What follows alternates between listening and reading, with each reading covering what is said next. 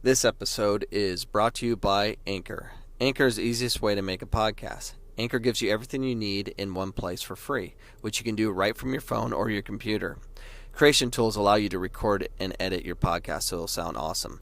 They'll even distribute your podcast for you. You can hear it everywhere from Spotify, Apple, Google, and many other places. You can easily make money from your podcast as well with no minimum listenership. Now download the Anchor app or go to anchor.fm to get started today.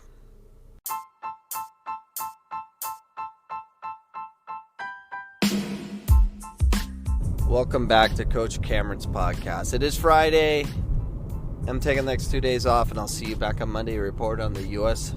second game of the World Cup. And hopefully they destroy their competition and they can shut everyone up from talking about how they're running up the score. But I want to talk to you about captain, my captain, Megan Rapinoe. Who voted her as captain? Was it the coaching staff? Was it the players? I mean, how'd she get the role of captain? I'm very curious about that. It could have been just the coaching staff, but I'm not sure. If it was the coaching staff, I have a big problem with that. If it was the players, I have a big problem with that too, because I like the fact that the players would vote for the captain. That's the way it should be. That's who should be the leader. The one the players decide to pick to be their captain. If the coaches just threw in a captain, which I've done in my early days of coaching, which has always been the wrong thing to do. You should have your players vote. That's the way it needs to be. But what does a captain represent? What does a captain do for the team? When I think of a captain, it's someone that keeps the team accountable. It keeps them focused. It pays attention to every little detail. They're like kind of a coach on the field, and they're very helpful. They're typically better humans than everybody else. At Phoenix College, when my team picks a captain, they usually pick the one that's a true leader, someone that they have respect for, someone that they are inspiring to be. I mean, they're just no offense to the non-captains, but they're better human beings. They're good people, and they're also good players. So they're respected on the field and then off the field. And then you get someone like Megan Rapinoe. I'm really curious of how she got the captain role. Is she a captain? Is she truly a leader? I like her on the national team. I think she's a great player, but I don't think she's a captain. How does she get that role? I think she's not a leader. If she doesn't sing the national anthem, she doesn't put her hand over the heart. She does things that distract from what they need to do.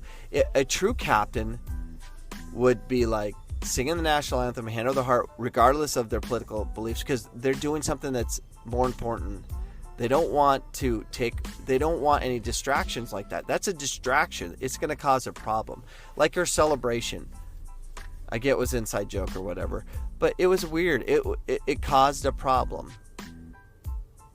So if she's not a captain and doing that, I'm like, okay, I get it.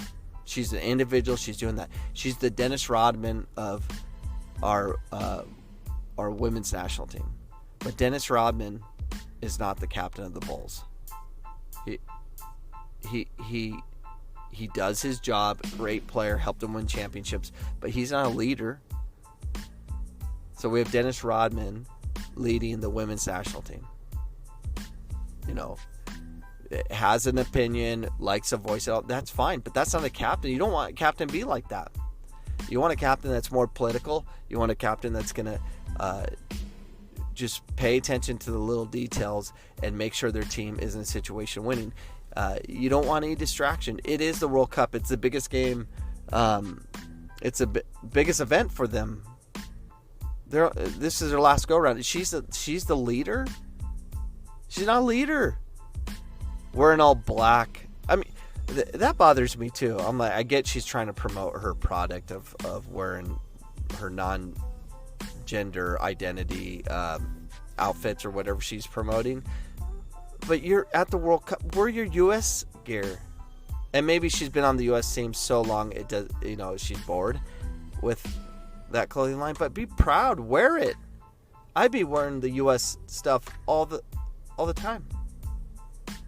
I wear Phoenix College gear every day because I'm proud of this team.